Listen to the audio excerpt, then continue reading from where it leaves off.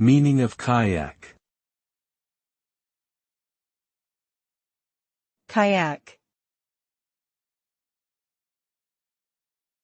Kayak. Kayak.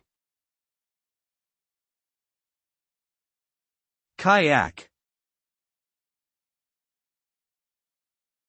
Kayak is a small, narrow watercraft that is traditionally used by indigenous people in the Arctic regions, including Alaska, Canada, and Greenland.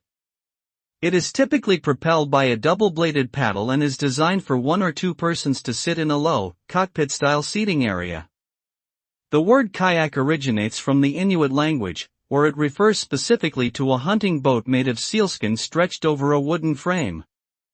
Today, kayaking has become a popular recreational activity around the world, and there are many different types of kayaks available for various purposes.